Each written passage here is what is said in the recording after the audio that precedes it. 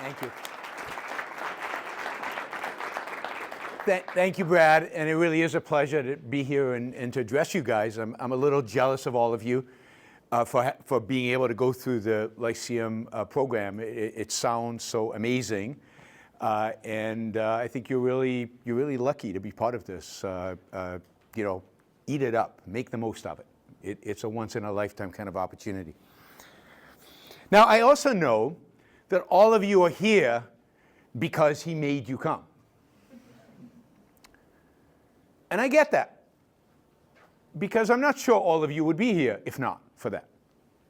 I mean, the Israeli-Palestinian issue is far away. It's even not that much in the news anymore over the last few weeks. It's a distant conflict. People from, you have not met, although you might meet some of them here and there, but what relevance is it to you? You live in South Carolina, life's pretty good here. We've got our own political problems. We've got our own challenges. Why should you care what happens on the other side of the world? Why should you care about a conflict which has, as you'll hear lots of people tell you, 2,000 years at least of history? These people have been fighting each other. How do you make heads or tails or any sense of what is going on over there? I mean, isn't it easier just to blank out, ignore it, live your lives, and not care? And I'm here to tell you, you should care. And I think as Lyceum Scholars in particular, you should care for two reasons. I mean, many reasons, but I'm focused on two. The first, as I hope I will be able to show you today, is because this is an issue of good versus evil. And as participants in a program about morality, about ethics, about moral character, good and evil are important. Good and evil are fundamental concepts, fundamental ideas out there. And it's important to know what good is and to know what evil is, to be able to identify good and maybe even support it. Your life might depend on your ability to support good, and to avoid evil, and to fight it, but certainly to stay away from it. The conflict in the Middle East is a conflict of good versus evil in a real sense. And it's relevant to you because of that. And it's good versus evil in a particular context, which again I think is particularly relevant for Lyceum Scholars. This is a conflict about and centered on the nature and essence of civilization. It is, in many respects, a conflict about Western civilization. And again, much of what you study here is the Western civilization, the core of Western civilization, the ideas behind and at the foundation of Western civilization. And I think the conflict there is, in essence, a conflict between Western civilization and those who oppose it. And here I would expand the conflict to not just what's going on over there, but everybody's response to it is very much a question of your attitude and your perspective about Western civilization, about civilization more broadly. So let's talk about these two ideas. So first, how can I say it's good versus evil? What is good? What is evil? And how can you tell when, again, these two parties have been in conflict with one another forever, really? Or certainly since, the last 100 years, 150 years? Isn't it complicated? Isn't it complex? Isn't there some good and some bad in each side of them? Why this black and white attitude? And how much history do you have to know in order to make an evaluation? How can you figure this out?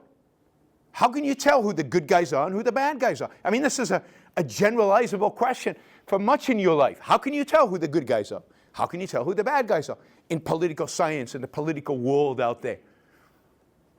Well, what is good? What does it mean to be good? Well, in my view, to be good is to be pro-human life. The good is that which promotes, aids, facilitates the flourishing of human beings. It's ideas that do that, political systems that do that, cultures that do that, civilizations that do that. They are good.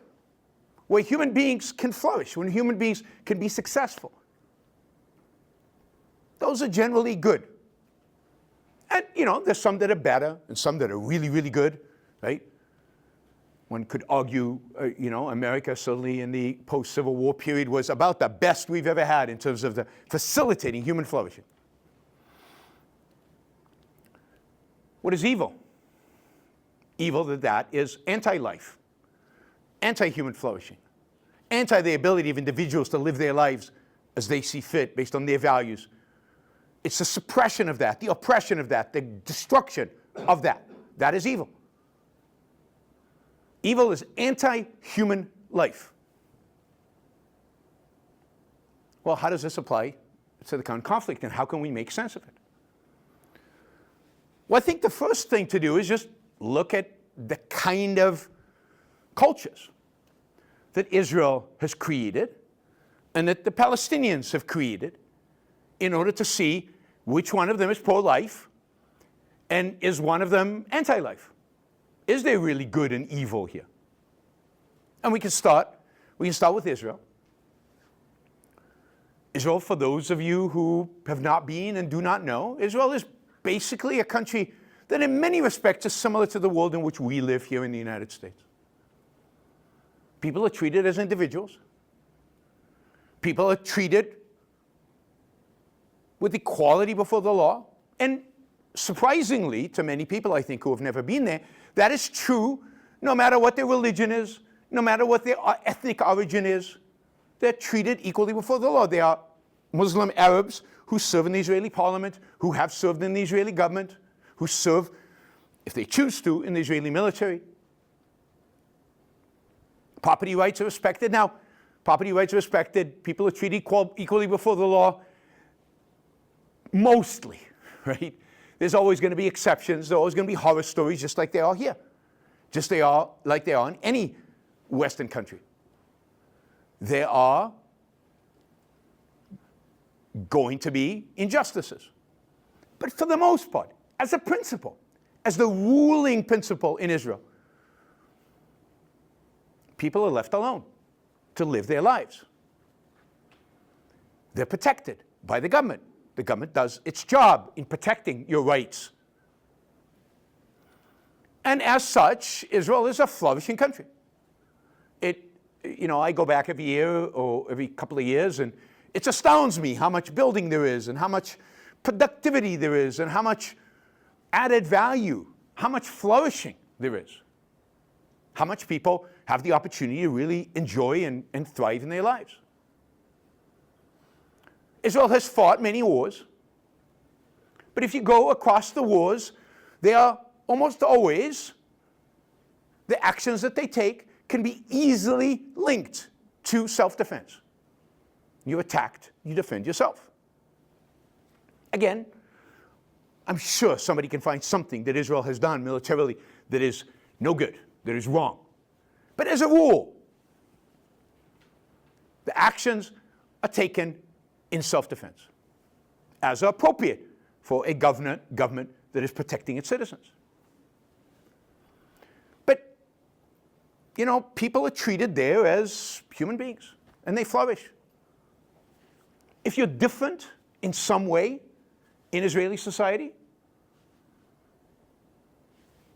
you're treated equally as everybody else. Think about people of different skin colors. I know everybody assumes that Israel is monolithic when it comes to, let's say, skin color, but that's not true. There are Jews who come from Yemen or Ethiopia who are quite dark-skinned. There are ones like me who are pretty fair-skinned. And again, is there discrimination? Sure, just like there is in every culture to some extent. But as a rule, and before the law, there is none. If you're gay, nobody cares. The government certainly doesn't care. Israel is a Western country with all the benefits that we have in the West in terms of our ability to be successful as individuals. And with, unfortunately, all the flaws that we have in the modern West, with too much government, too many regulations, too many controls, too many taxes, too many of those things. But those are trivial as compared to the amount of freedom and the amount of liberty you have. And particularly trivial when you compare. Because who's on the other side of that? The other side of that is Palestinian society, Palestinian culture, which in every one of those respects is the opposite. If you're an Arab in Israel, you are treated as an equal. But a Jew cannot live among Palestinians. In 2005, Israel decided to leave the Gaza Strip. Unilaterally, just leave. Up until then, Israel had been occupying the territory it had captured during the 1967 war, a war of self-defense. At that time, before that, the Gaza Strip was part of Egypt, and Egypt was threatening Israel with a war. Israel ultimately took the Sinai, and it took Gaza. And when they cut a peace deal with the Egyptians said, we don't want Gaza. You can keep it. And Israel reluctantly kept it. And it actually settled people. There were actually little villages inside Gaza with Jews in them, right, who lived there. Israelis lived there. And in 2005, Israel had had enough. There'd been a lot of terrorist attacks.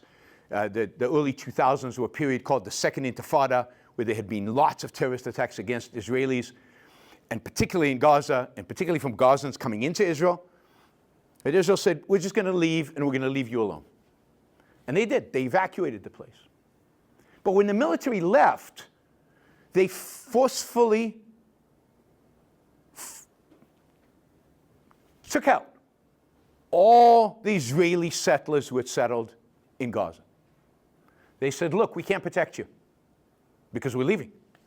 And we know exactly what's going to happen to you if you stay. You're going to be killed. Not discriminated against, not treated badly, you're going to die. So we're going to actually take you out. There are lots of photos of these people dragged from their homes. They wanted to stay. They had built something there. They were connected to this place that they had built and created. They'd also, for example, built industry. There were these little factories. There were this machinery. There were what do you call the agriculture where there were these beautiful modern greenhouses, really sophisticated greenhouses. And they left them. They figured the Palestinians would use them. The day after they left, the Palestinians went in and destroyed all the greenhouses, destroyed all the factories, destroyed all the equipment. They could have used them. They could have to make their own lives better. But no, they wanted to touch nothing that had to do with an Israeli, that Israel had done. They were committed to destruction. From 2005 until October 7th, 2023, the Palestinians received in Gaza billions and billions and billions of dollars of aid. The whole world was sending them money. The United States, the Europeans, the Qataris, the Egyptians, the Saudis, everybody sent them aid, billions and billions and billions of dollars. They could have built a magnificent city on the Mediterranean. It's a lovely area. It's deserty, but you've got beautiful beaches on the Mediterranean. You could have made, with the kind of money that they had rolling in, they could have built anything they wanted to. They didn't. They built tunnels, they built weapons, they built equipment for war. They had no interest in the furtherance of the life of their own citizens. If you disagreed with the rulers of the Gaza Strip, Hamas, who became the rulers through a little civil war with the other Palestinian factions, you were killed. If you were gay, you were killed. If you were suspected of being maybe associated with the Israelis in some way, you were killed. They just executed a bunch of people in Gaza recently because they suspected them of being Israeli agents. No trial, no process, bullet in the head, and you're done. They built nothing, they've created nothing other than tunnels and weapon systems dedicated to the destruction and killing of Israel. No matter what the history is, they have shown themselves to be anti their own people, anti their own. They have not facilitated human flourishing. They have not facilitated human growth, quite the contrary, but human destruction, human death. And then, of course, I don't want to, express all the stories coming out of October 7th. You've probably heard some of them. But then the sheer acts of barbarism that they engaged in on October 7th. The rape, the torture, the murder. Barbarism, a hatred of human life, and a pride in it. They were filming everything. They called up their parents and gloated about the fact that they had killed some Jews. They weren't hiding this. They wanted everybody in the world to know that they were rapists, murderers, torturers. Otherwise, why upload it to social media? This is a culture of death and destruction and darkness. It is a culture that is the exact opposite of a culture of life. And that's why I say it's evil. It's evil because it's pro-death, pro-destruction, pro-force. And I say Israel is good, and believe me, there's nobody, I don't know anybody who's more critical of Israel on a lot of different issues than me. But fundamentally, Israel's a good country. Just like I say, as much as I hate Democrats, I hate Republicans, I hate everything about politics in America, but America is a good country. It's an amazing country. It's got lots of flaws, and yet it's fundamentally good. Why is it fundamentally good? Because fundamentally, it's pro-individual flourishing. It's pro-human life. It makes mistakes, it does stupid things, but fundamentally at the core, this country is still the land of opportunity, and in a significant sense, Israel is similar. These are good countries. And yet, there is barbarism in the world. It's sad. It used to be, by the way, that the whole world was barbaric. It's not that long ago that Europeans were slaughtering each other, raping, pillaging, torturing each other, just like Hamas did to the Israelis. It wasn't that long ago. If you go back to the 30-Year War, you read stories about the 30-Year War, what Protestants did to Catholics, and Catholics did to Protestants, is unthinkable today. It was so horrific. Something like 40% of the entire German population was killed by Germans in the 30-Year War, right? Catholics and Protestants slaughtering each other. Now it's unthinkable. And that's what makes us civilized. That shows the progress from barbarism to civilization, is the fact that we now believe that's unthinkable. Well, Hamas, sadly, that culture is still 500 years behind. For them, it's not unthinkable. For them, it's completely reasonable to rape, torture, murder your enemy,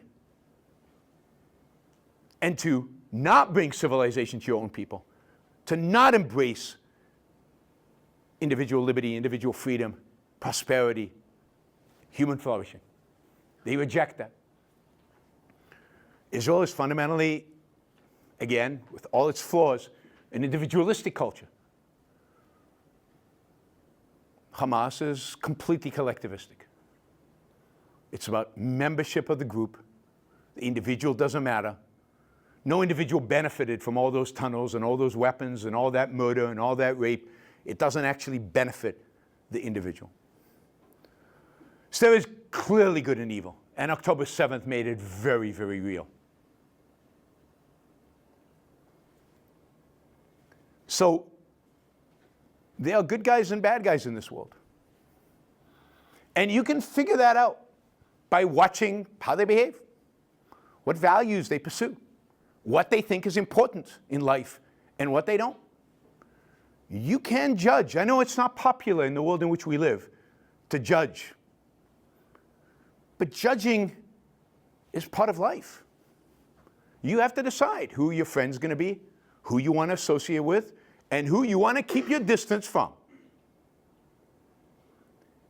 And life is going to be better if you surround yourself with people who are good. Good for you, good to you, good with you. And distance yourself from people who are bad, who do you damage, who pursue values that are destructive to your own life. And that is true in politics as well. Global geopolitics. Stay away from people who are destructive. Destructive to their own people, never mind to you. They might not fly over here, although they have.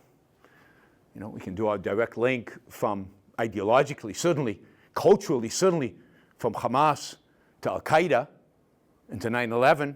These are not two completely distinct groups. You know, nobody talks about the fact, or almost nobody talks about the fact that Hamas is an Islamist group. It is dedicated to Sharia law. It's dedicated to bringing Sharia law on a global scale to the entire world. It is an authoritarian regime, an authoritarian ideology that believes in world domination. That sounds weird. You don't hear about world domination outside of James Bond movies. But they believe it. So there is no difference between Hamas and Al-Qaeda and ISIS and all these groups. It's not the case that all Muslims agree with that. The majority of Muslims do not.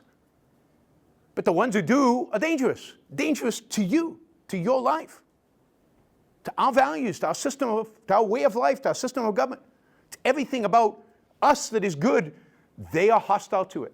And that needs to be recognized. You need to know that. And you need to be able to judge it, even if saying something's evil is politically incorrect in the world in which we live. That is suicide. Part of living is to identify what is bad and stay away from it. And fight it if it's necessary. Destroy it if you have to. But I think there's even bigger relevance to your life and a bigger issue here, and that is this issue of really a battle that's going on, I think, in the world over Western civilization. What does it mean to be civilized? And what are the values that we in the West, and when I talk about the West, I talk about a set of ideas. The West to me is a set of ideas. There are lots of countries today that are in the East that are really Western countries. I consider South Korea, Japan, Singapore, Taiwan as Western countries. What is it that makes the West the West? It's not ethnicity. It's not location. It's not geography. What makes the West is a set of ideas. The kind of ideas you guys are learning, studying, engaging with. And the set of ideas that basically changed the West, it came from Europe and changed the West, a set of ideas that basically makes that what happened in the 30-year war is truly unacceptable. It comes out of the 30-year war. Indeed, much of it is a rebellion against the horrors of the 30-year war and the 100-year war and all the other wars in Europe where people slaughtered each other. And these ideas of enlightenment, ideas around the value of the individual, the value of the individual's mind, the idea that knowledge, truth comes from a faculty of reason. It's not implanted in us. It's something we need to discover. And reason is a means of knowing the world. It's the scientific revolution, which is a reason revolution. And it's an idea that only individuals can reason. And if individuals can reason, What does that mean? What's the political implication of the fact that only individuals can reason, and that they can indeed reason, that they have this faculty, they can actually discover truth? Is there political implication to the fact that each one of you as an individual can discover truth? I mean, the political implication is America. 300 years ago, could you decide what profession to go after? No. That was all determined by others. Men, you got to do what your father did. Join the same guild as he did. If you're a woman, sorry, profession? You got to be kidding me. Could you decide who to marry? In some cases. Many cases, no. Again, somebody else told you. The idea that each one of us is capable of truth means that each one of us is capable of actually taking care of yourself, making decisions for yourself, pursuing your own individual values. Which means I get to choose my career. It means I get to choose who to marry. It means I get to choose who my political leadership should be. Suddenly, people are liberated. The human mind is liberated. The individual is liberated. And suddenly we come to value individuals as individuals. And we abandon the barbarism of the past. And we embrace liberty, freedom, individual rights. These are all concepts that come out of that period. And these are all concepts that make the West, make civilization, civilization. So being able to identify those values is incredibly important, particularly in an era like we're living today, where these values are clearly under attack. And they're not just under attack from Hamas or many others in the Middle East who are clearly antagonistic to any sense of reason. You don't get to make your decisions. They're all written in a book. Allah tells you what to do. You just follow orders. They're not just about the fact that you can't pursue your own ideas. I mean, we talked about women 300 years ago. Well, in Gaza, women are still treated today the way they were 300 years ago. Think about Afghanistan these days, where Islamists, the same basic ideology, a woman cannot go to school, cannot reveal her face, her body, any part of her, black from top to bottom, eyes, maybe, see a slit with eyes. This is barbarism, and we need to call it that. This is everything antagonistic to what Western civilization, what civilization is.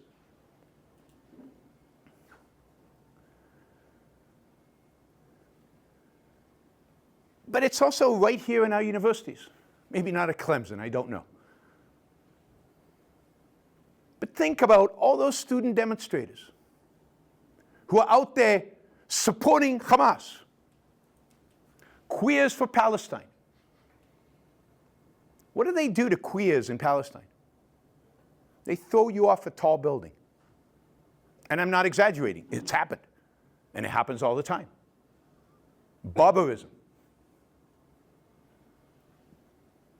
Think of all those students willing to violate the rules of their school, willing to risk being expelled from their school in order to fight for what cause? What cause are they fighting for?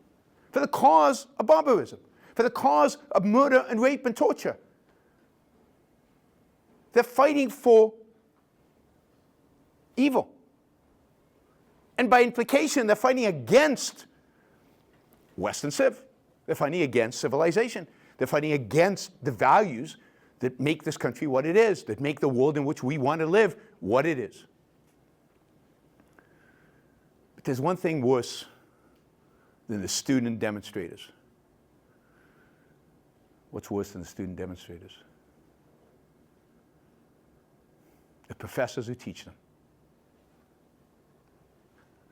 Because the students are just playing out what they've been taught. And what they've been taught is an ideology. There's an antagonistic to the very nature of our world. They've been taught an ideology that says, yes, you can tell who's good and evil. You know how you can tell who's good and evil? If you're successful, if you've done well in life, if you're happy, maybe even you're wealthy, then you must be evil. Then you must be bad. The only way, by the way, according to them, to be happy, to be successful, to be rich, to do well in life, is by exploiting other people. They are the exploiters. And they are the bad guys. And how do we know who's good? If you're poor, if you're unsuccessful, you're unhappy, if you've not done well in life, if you struggle, then you are virtuous. Then you are the good. I mean, they have a name for this. It's called intersectionality, where they actually can rank you based on how many places in which you are suffering and you are bad. And that makes you more virtuous. The more you have these bad things happen to you, the more virtuous you become. There's an entire ideology that comes out of certain moral roots in the West that says that the meeker, the poorer, the more struggling you are, the more virtuous you are.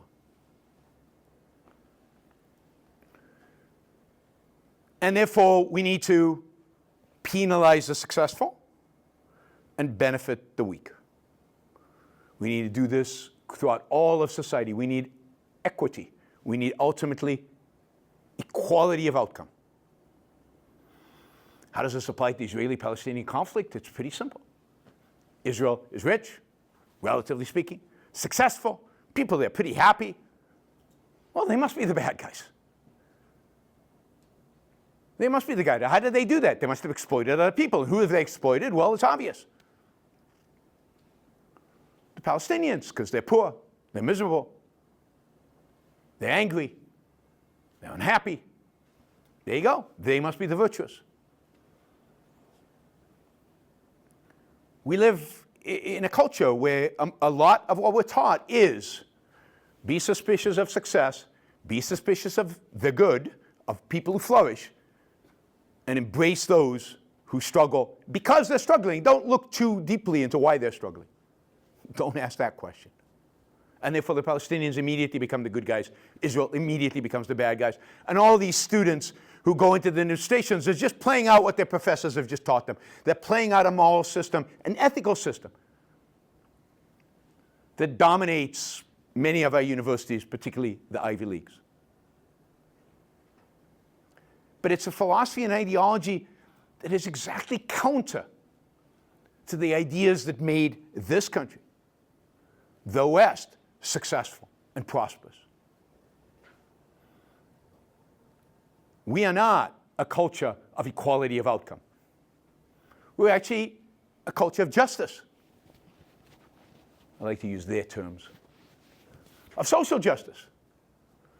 I consider social justice to be you get, in a social context, what you deserve. You produce a lot, you get rich. You don't produce a lot, for whatever reason, you might choose not to produce a lot, which is fine. You have less impact on the world out there, you don't become rich. That's justice. Right? I mean, some of us choose to be teachers because we don't care that much about money. Right, Brett? Correct. We know we'll never be rich. You can't be rich as a teacher. And to a large extent, because the impact you have on just sheer numbers is going to be limited.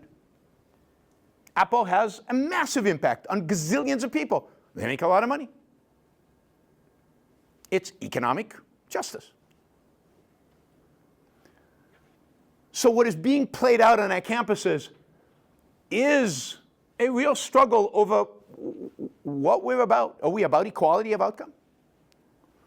Are we about pulling down the successful, destroying the able, all in the name of some mythological equality out there?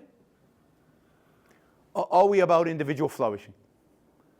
Leaving individuals free, leaving individuals to pursue their own values, to make something of their own life. And the inequality that results from that is a feature. It's not a bug. It's part of what life is about. Take any group of people, put them on a desert island, and come back 2 years later, they're not going to be equal. For a variety of reasons, they're all going to be different. Some of them will fish, some of them will be farmers, some of them will build huts, some of them will be lazy, some of them will work hard. And there'll be different outcomes, because we are different, which is a beautiful, beautiful thing.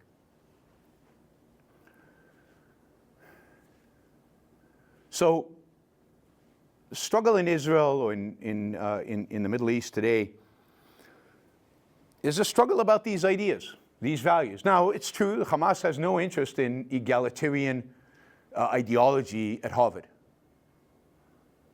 But the egalitarians in Harvard have aligned themselves with Hamas in an anti-Western civilization coalition, if you will. They hate or they reject the ideas that made this country great, the ideas of individualism, reason, individual rights, economic freedom, economic liberty. So what's happening over there is coming right into our campuses. It's right here. How we evaluate what's happening over there is affecting what's happening in our own lives, in our own world. And it's important to have a position on it. It's important to figure it out and to know what's going on and what is at stake. And as I said, I think at stake is the kind of world we want to live in. The kind of world we want to live in. A world of Sharia law or egalitarianism or any variation in between. We can put Putin's Russia in there as well as another variation on the theme. Or do we want to live in a world which is fundamentally free? A world which is fundamentally about individual liberty. A world which encourages you as individuals to find your own path in life and to achieve your own individual flourishing and to make something of your own life, knowing that you're all going to be different and all going to have different outcomes. It's a choice between authoritarianism and freedom. And ultimately, it's a choice between barbarism and civilization. And it's a choice we all have to make, in a sense, every single day as political beings. Thank you.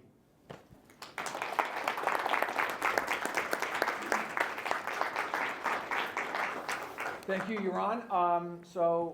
When I was on Yaron's podcast today, I spent a great deal of time bragging on all of you to his audience. And I told Yaron that you guys are really smart, and that you're tough, and that you'll ask really hard questions. Expectations are very low. Yeah. Don't worry. So, anyway, I have high expectations for all of you to ask really good questions. And let me just add, I mean, it would be great if the first few questions were on this issue, but if you want to ask questions beyond this, I know maybe somebody wants to ask a question about economics, feel free to ask about anything you want to ask. Yes? Hi, I'm Charlotte Cross, and I'm a senior here at the Lyceum program. And I was wondering if you could clarify your thesis for me, because at first you started the talk talking about Israel versus Palestine, but then you broadened it to Egypt and Afghanistan and then to Sharia law. So is the war really more about like Judeo-Christian principles versus Islam, or what is your stance there? Yeah, good question. No. I think the war is between, again, civilization and barbarism. Now, it takes, in the Middle East, barbarism takes a particular form. And that form is not Islam, it's Islamism. So it's a particular interpretation of Islam, quite a popular interpretation of Islam, but a particular interpretation of Islam. And that interpretation of Islam is that everything in life should be governed by Islam. That is, whereas in Christianity early on, there was a certain separation between state, give unto Caesar what is Caesar's, and God what is God. There's a certain separation of state and church. In Islam, at least in the Islamist version, there's no separation. So everything is guided by that. And I call them Islamists, you can call them Islamic totalitarianists, Islamo-fascists, there are a lot of variations. That is an ideology. I consider most conflicts in the world, most conflicts generally, to be ideological conflicts. I think what drives history is our ideas, philosophy. They hold a particular idea. Now, I think today, who represents Islamism? Certainly Hamas, and many in the Palestinians. Afghanistan. I do not think Egypt, although Egypt flirts with it. Right now, Egypt is ruled by basically a military dictator. But when they had free elections, the Muslim Brotherhood won, and the Muslim Brotherhood are an Islamist organization that would hold the same ideas. So this is a battle happening within the Muslim world. Do we want to be Islamists, or do we want a more moderate, let's call it moderate version of Islam? Do we want a separation of state and church, for example? You're seeing that play out right now in Syria. Syria was just taken over by, there's been a civil war in Syria forever. The ruler of Syria, Bashar al-Assad, was deposed just a few weeks ago. There's a new group in charge. They are explicitly Islamists. They want Sharia law to dominate. They don't want women to get an education. They don't want, so when the foreign minister of France or Germany came to visit, the ruler of Syria would not shake her hand because she was a woman, right? So they're Islamists. So that set of ideas, which is now, one extent or another, pretty dominant in the Middle East, that is the enemy, right? And then what is it opposed against? I do not like to call it Judeo-Christian. That gives way too much credit to religion. I think what makes, and I know I'll offend a few people, but that's okay, that's why I'm here. What makes the West great is that it rejected the dominance of religion. The Enlightenment was basically an era that said, religion, keep that at home. Well, in the public sphere, what guides us is reason. The way we discover truth, through science, through scientific inquiry, that's reason. The way we're going to establish political institutions and figure out, like, how to structure our politics, reason. I mean, read Jefferson, right? The way America is structured, I don't consider that a consequence of Judeo-Christianity. I consider that, in a sense, the consequence of the embrace of reason and the sidelining of the Judeo-Christian tradition. So I think what you've got a conflict of here is Islamism versus a civilization built on the idea of reason and individualism, and therefore freedom, liberty. That is the conflict. And that's why not only will I throw in, Islamism, I also consider, I don't know, let's see, I consider the professors at Harvard as part of the anti-individualism reason world. I consider Putin part of the anti-freedom individualism world, reason world, right? So civilization, Western civilization has lots of enemies. Islamism is one of them. And indeed, we breed many of the enemies. Communism is an enemy. Fascism is an enemy. And of course, we bred those within the West. So again, it's not about geography. It's about ideas. It's about reason, individualism, political liberty versus authoritarianism, mysticism, and a rejection of the individual in the name of collectivism. That is the fundamental conflict in the world today, and in a sense, it's the fundamental philosophical conflict we live in. And Israel is just one manifestation of it. Yeah. So, to a degree, both based on. Okay, I liked what she did, right? She introduced herself and told me what year and her name. That was phenomenal. So why don't we make that a habit? Sounds good. All right. My name is Brian Turner. I am a freshman. Thank you, Brian. In the Lyceum program.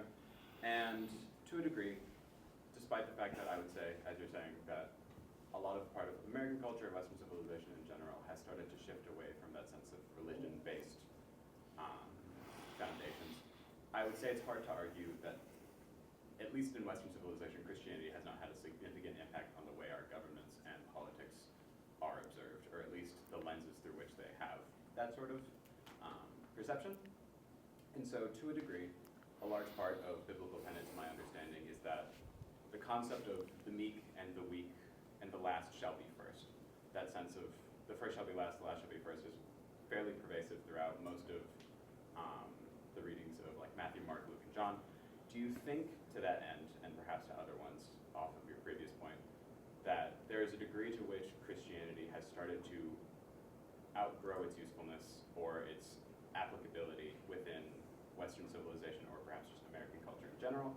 Or is there a way to unify the sense of individualist progress and how one governs themselves while also remaining along those lines of being meek, being humble, being lesser than? All right, great question, and one that's going to get me in trouble. But the truth is the truth. Look, I think you've identified something really, really important here. Now, I'm going to disagree a little bit with your opening, but we'll get to that in a minute. I think this issue that Christianity takes on of the meek, the last should be first, all of that, is behind, at the end of the day, behind much of modern egalitarianism. Christianity has always, in its history, always flirted with the kind of communism, kind of equality of outcome. There have always been sects and splinters and spin-offs that invented communism way before. I mean, communism has always been around, but Christianity had a whole thread of people who take those ideas seriously, because certainly the Pope never took those ideas seriously. Think about how he lived. Think of the glamour and he never thought of the last should be first. He was first, and he was rich. So Christianity's always had this idea of the meek shall inherit the earth, and I think that the modern left, in that sense, is cribbing off of Christianity. They're taking it from there. And I don't think it's just the modern left. I think Marx took it from Christianity. I think much of the kind of leftist agenda, the socialist agenda, is a secularization of those Christian ideas. So in that sense, to the extent that you interpret Christianity as taking seriously this idea of the meek shall inherit the earth, and the last should be first, and the first should be last, they are emboldening the enemies, I think, of what Western civilization is. That is anti the kind of merit-based, economic justice approach that capitalism promotes. Capitalism does not hold that the first should be last and the last should be first. That's not capitalism. You build it, you create it, you keep it, you're first, right? If you get to be first. And if you're not, you're not. So I think that, Christianity has been incredibly influential on everything in the West. But maybe its biggest influence, I'd say, over the last 200 and something years has been on really defining a secular left, which takes Christian ethics and Christian morality really, really seriously and implements it politically. And I think that is socialism.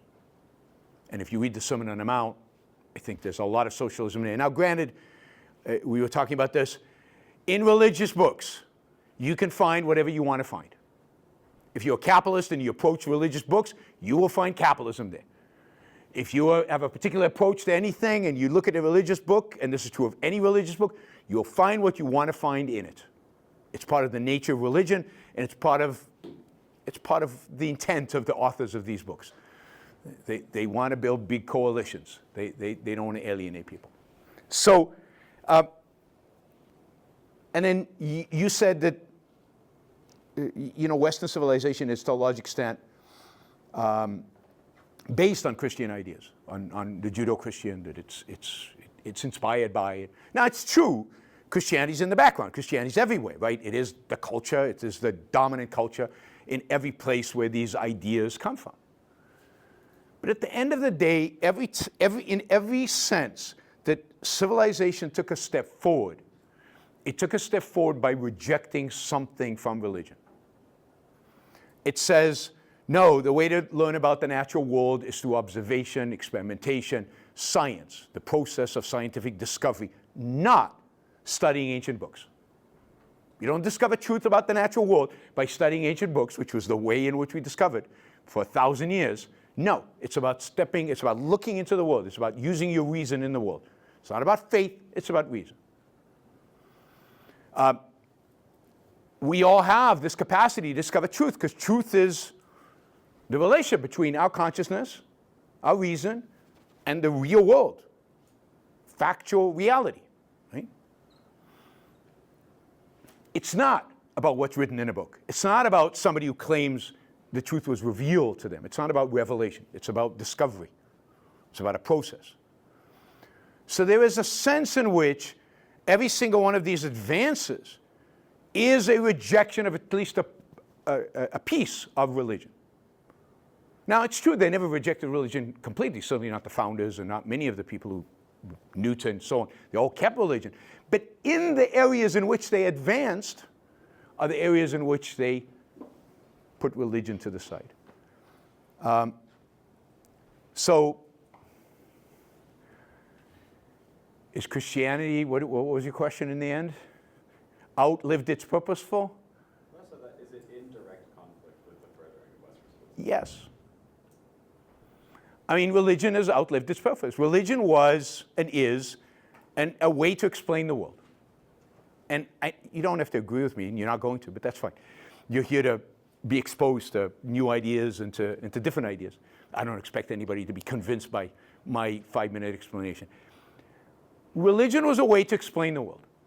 We didn't know what determined the tides of the river and the tides of the sea. We didn't understand the sun and the stars. So there was a god of the river and a god of this and a god of that. Everything we didn't understand, we named a god after it. And then we got more sophisticated and we said, you know, we keep understanding more and more stuff. So it doesn't really make sense to have a god for each one of these things. Let's have one god, kind of a bucket. We put into that bucket everything we don't understand, we'll put into that bucket. And then at some point, we discovered even those other things that we thought we didn't understand, we can understand. And we can understand more and more and more and more. And we grew in our ability to understand reality constantly. And as we grew, the bucket shrunk. And at some point you have to say, look, we have the tool to understand the world. We have the tools to even establish morality, ethics, which is kind of the last bastion of religion in my view, right? Religion's given up on trying to explain the physical world. They've left that to science. That's okay, we're not going to do that.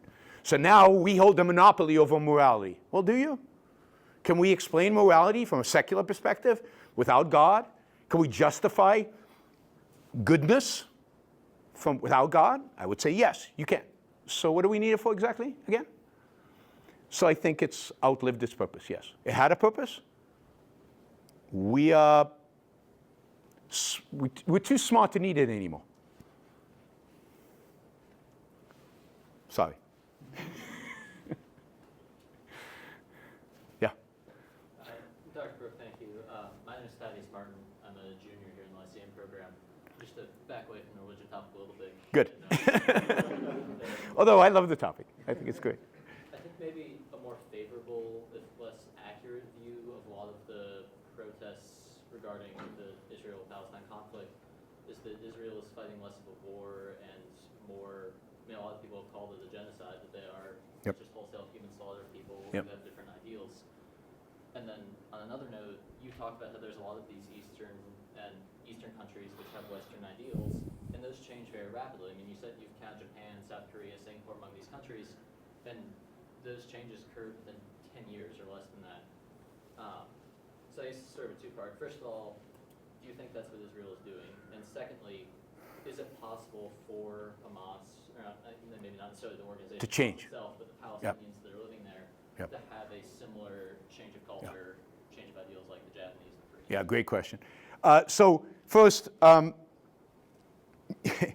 mean, I don't know how you can imagine that what is happening in Gaza is a genocide. I mean, let's put numbers to it. We're talking about an area, a tiny little area, probably the county here is probably the size of Gaza, in which 2 million people live. 2 million people live. Israel has occupied most of that territory. In urban warfare,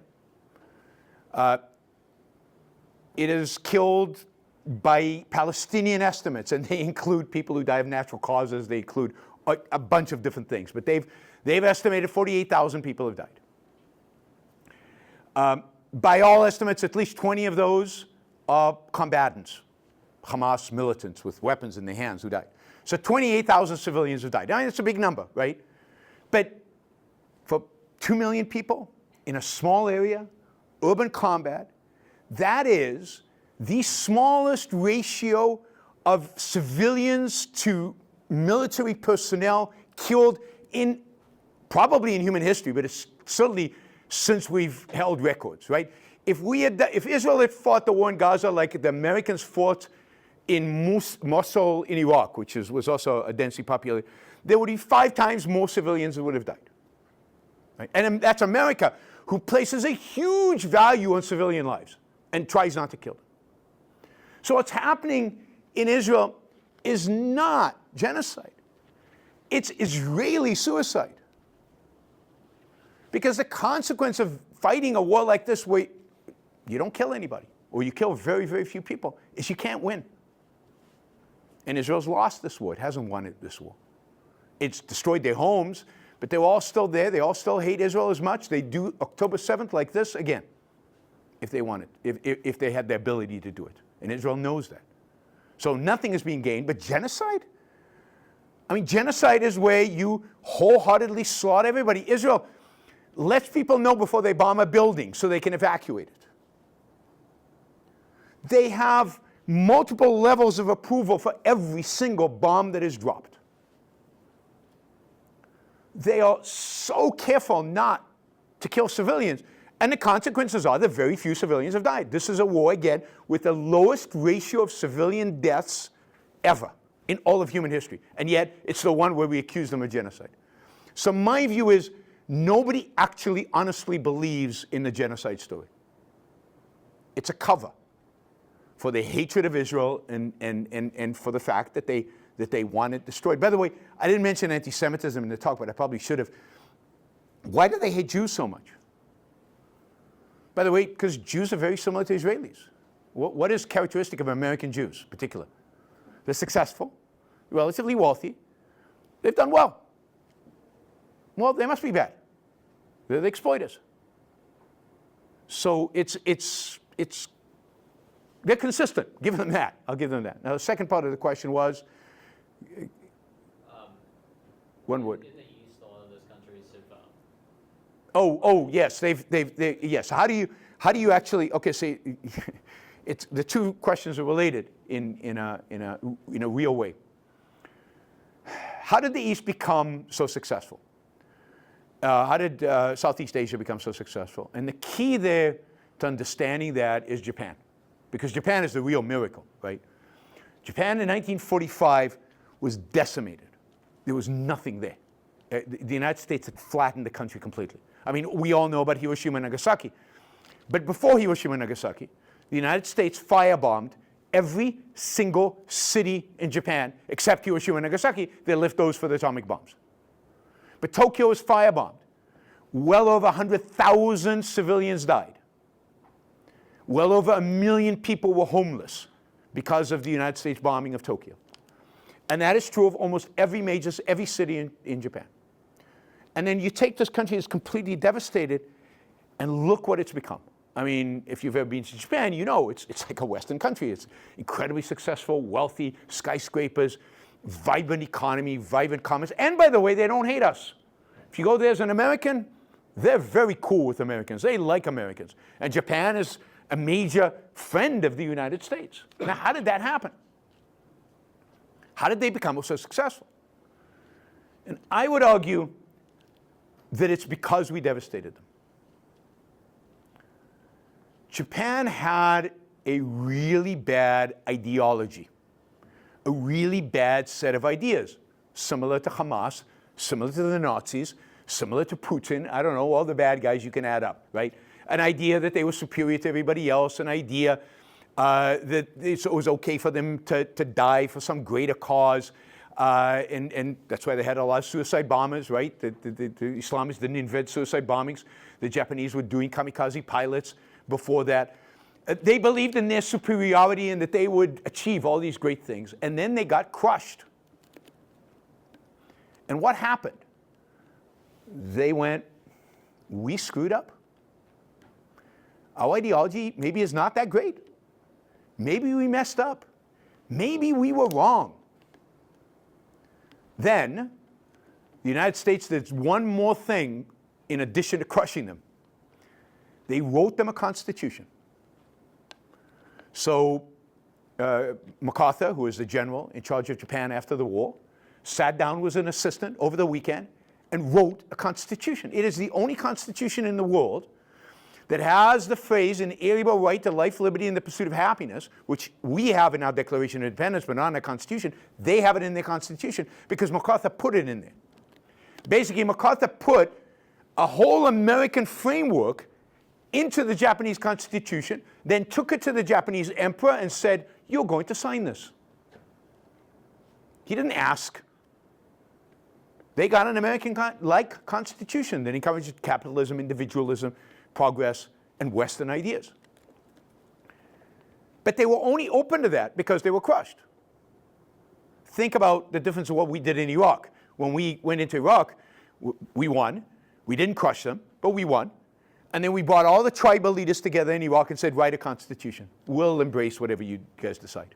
So they wrote a pretty bad constitution based on all the old ideas that got them in trouble in the first place. In World War II, at the end of World War II, we didn't allow for that. We crammed the Constitution down their throat. We basically did the same thing in Germany, although Germany was easier because they had a certain tradition that came from before the Nazis. But we crushed them. So the Germans, at the end of the war, weren't thinking, if the Nazis had just done this, or they just done that, maybe we still could have won. No, they were flattened. Dresden was in Berlin. All those cities there was nothing left. They understood without any question that they had lost. And as a consequence, they were willing to shift ideologically to something different. And when Japan succeeded, the rest of the Asian countries looked at Japan and said, whoa, how did that happen? And South Korea and Taiwan were both dictatorships. And they were poor. South Korea was poorer than North Korea at the end of the Korean War. And it was still poorer in the 60s and 70s. And then they looked at Japan and they said, something's going on. We're lagging behind. And they shifted and they mimicked Japan. And the same thing happened in Taiwan. Taiwan was also ruled by a dictator. And they also looked at Hong Kong was also incredibly successful because of capitalism. So they pivoted because they had this model and because they had seen what happened to Japan before. And Japan pivoted because they had been crushed. Now, how does that apply to the Middle East? It applies. People don't tend to change their mind in deep, significant ways as long as they think they can be successful, as long as they believe they can win in the end. Like, defeating Germany in World War I wasn't enough. They thought they could have won that, so they went for it again. Hamas today thinks they could still win.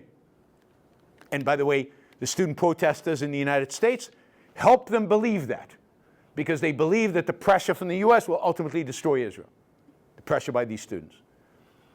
Hamas believes they can still win, and therefore they'll still be around, and the population will still support them, still very popular among Palestinians, Hamas is, in spite of all the so-called genocide. They still support them because they haven't been crushed. So if you want to know how do you change the minds of the Palestinians, how do you make them Japan? You have to make them Japan. I don't think you need atomic bombs for that, but you need to do a lot more than Israel's done. And think about the fact that Israel has run the fewest civilian casualties in all of human history, and they still get blamed for genocide. If they waged a war like I think they should wage a war, oh my God, these people would freak out. Because you can't win without actually destroying the enemy. And that means a lot of people have to die. There's just no way around it. And it's their fault, because they started it. And this is the kind of life, world, of physical force that they want, that they're dedicated to. Yeah. Hi, I'm Carter Berry. I'm a junior here in the Lyceum Scholars program. Sorry, to go back to the question of religion earlier. It's good. You said in your argument that every step that was made essentially was a forward progress, society moving towards what's good, was a step away from religion. Is that a proper characterization? Yes.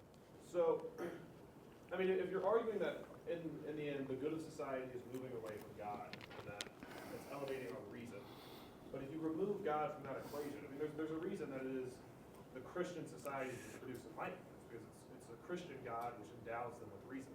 Reason is good in a Christian. I mean, within the Bible, it is taught that not only are humans made in the image of God, they are endowed with reason, essentially. And if these ideas are what are coming from the Christian Bible, that teach us that reason is not only, well, it's fallible, that it's reason that's good, it's reason that can lead to these good things, whereas from even a new atheist viewpoint, these things are still accidents. I mean, human consciousness and human reason are nothing but an accident of evolution. Yep. Yeah. And it can't explain that. Yeah. You know, what makes reason infallible, or an agent of good from an atheist perspective when it's nothing more than an accident? Whereas from a Christian perspective, reason is a step towards good because it's been endowed as a good thing from God, as a human being made in the image of God, and therefore it is a good thing. So, we can get into a very long theological debate about whether Christianity is pro-reason. I'll just give you this one stat, which I find really fascinating, right?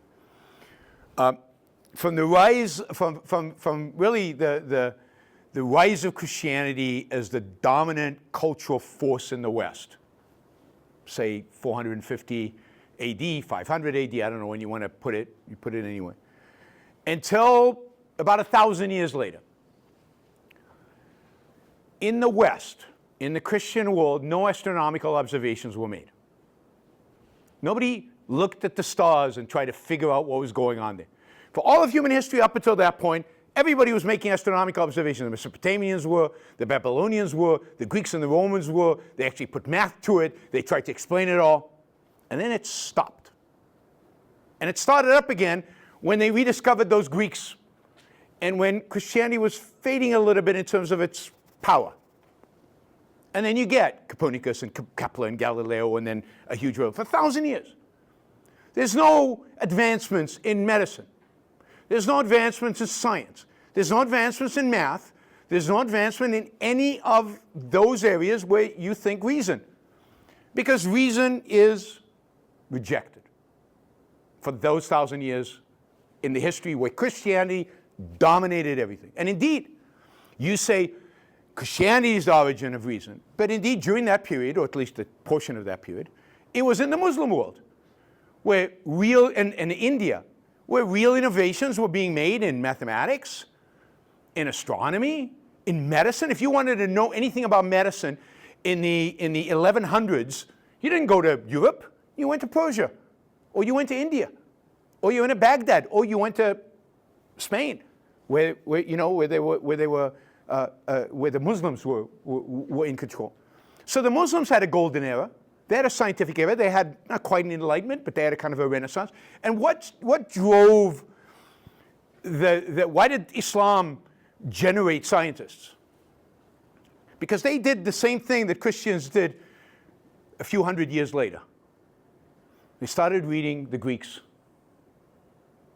So if you want to know the origin of reason, the origin of science, the origin of Western thought, it's not in Christianity. It's not in the New Testament. It's in Aristotle. It's in Plato.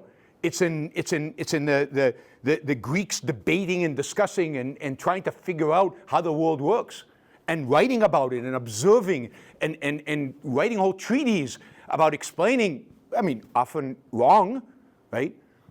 How the human body works, how the stars work, how all these things work, because they're trying to figure it out. So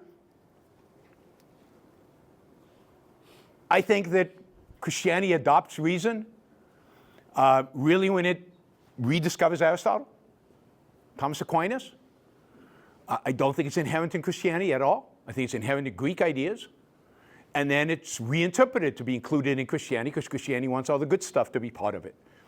But it's not inherent in Christianity, this idea of reason. And where does reason come from? Reason is a faculty that we have as human beings. I have no problem as an atheist to understand reason or describe reason or figure out reason.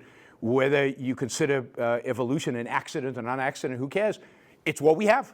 We have this faculty, biologically embedded. That's all you need.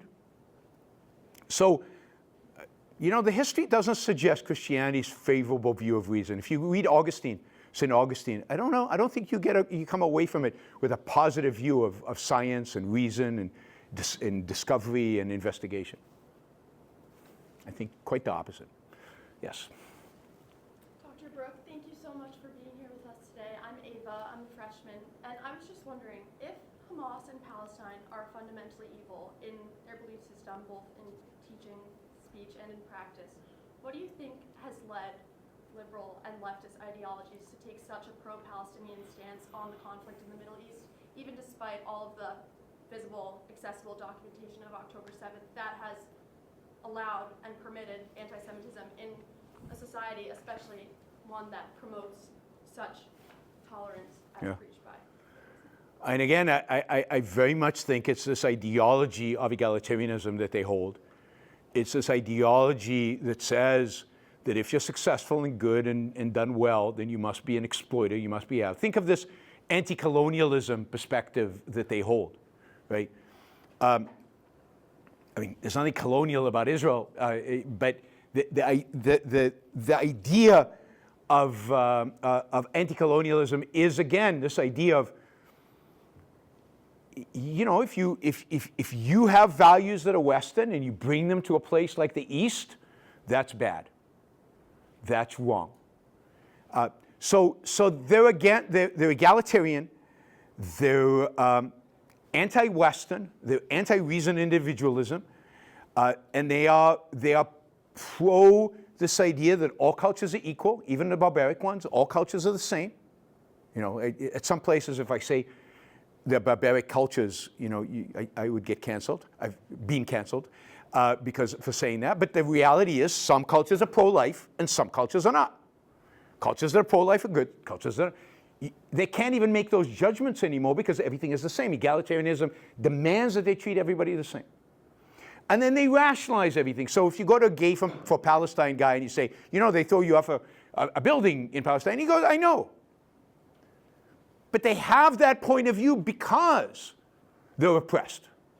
If they were free, if Israel somehow disappeared, the Palestinians would love gays. Which is bizarre, right? Because the Afghans are free and they don't like, you know, Jews are not in Afghanistan oppressing them. But they hold these ideas, which are bizarre and weird, but it all derives from an egalitarian perspective on the world, which rejects success and ability. Yeah, so something, yeah. Yeah. See myself to the rest of the group here, but oh yeah, I'm also a Lyceum sophomore, by the way. So I have two questions.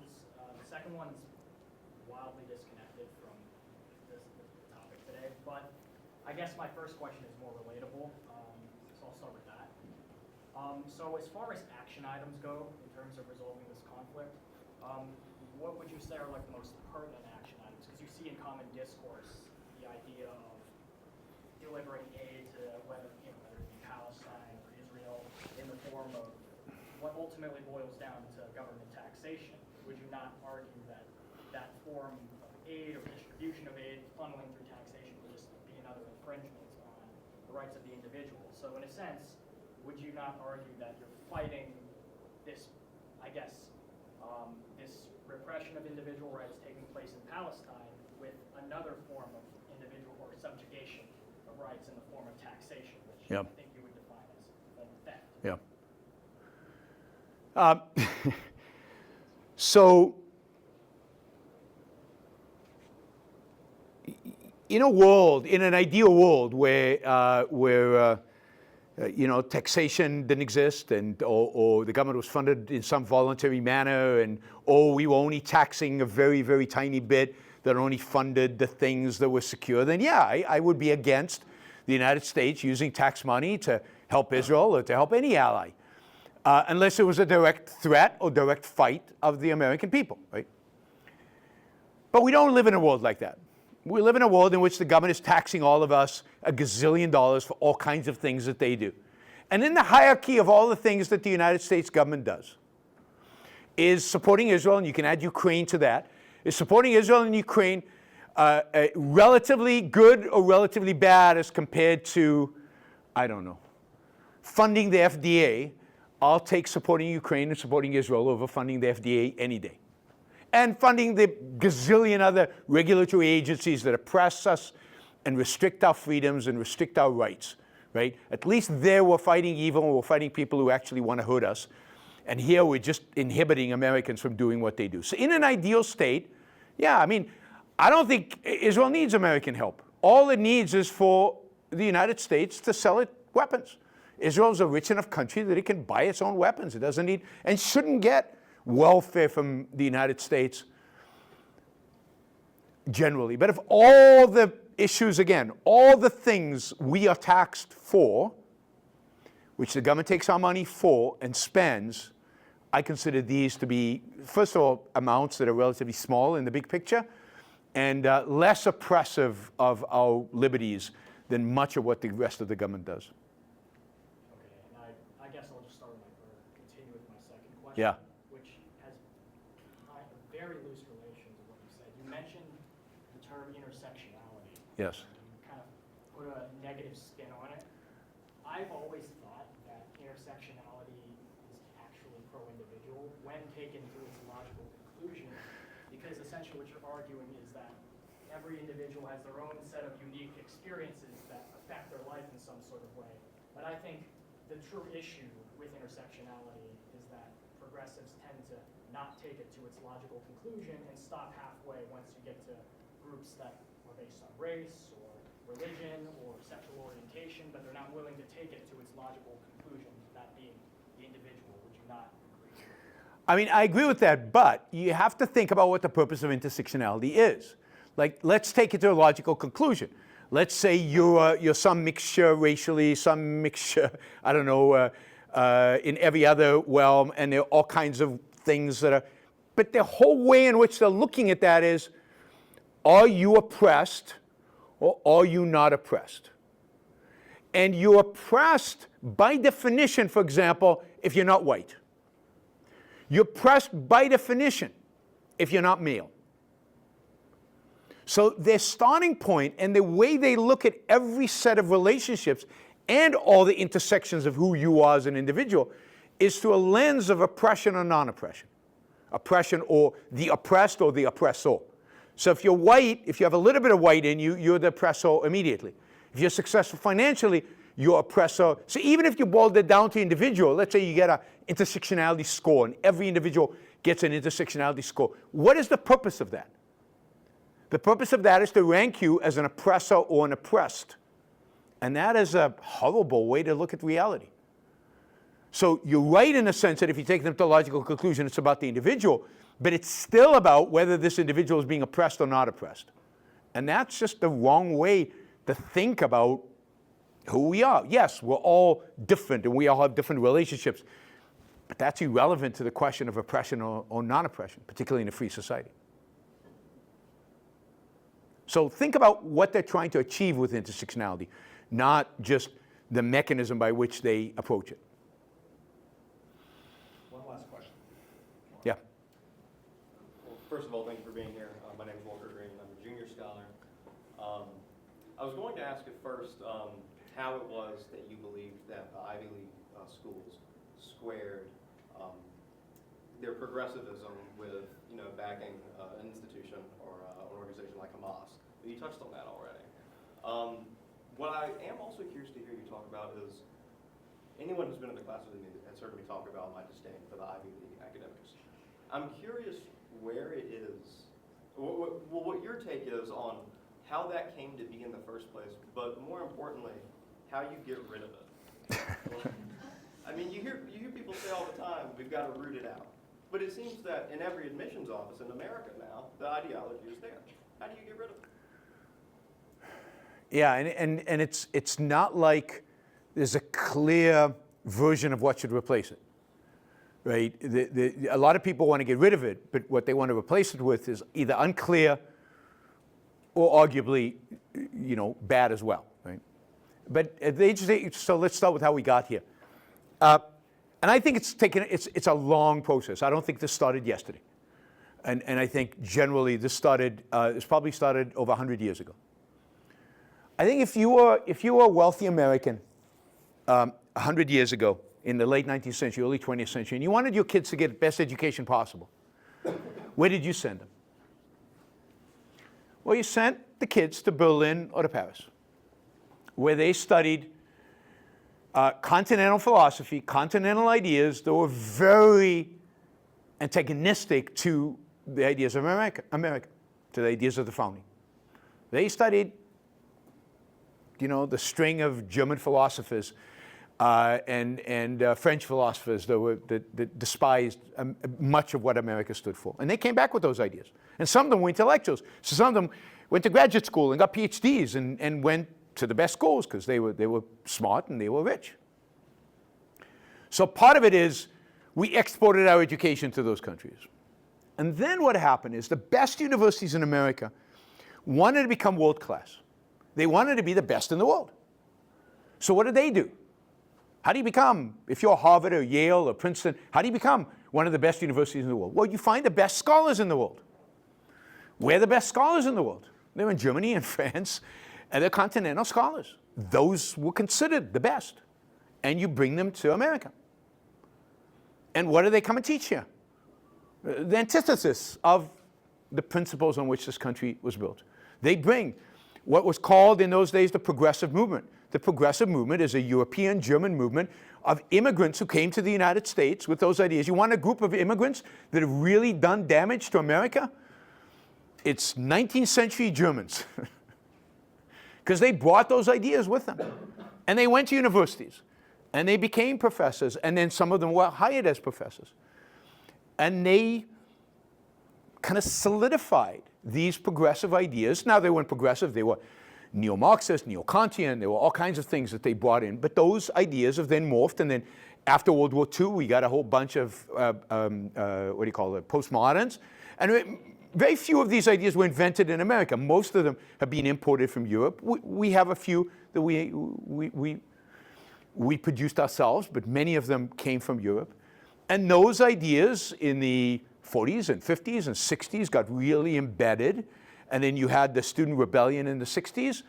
And those students who were out in the streets demonstrated, the hippies of the 60s, became the professors of the 80s.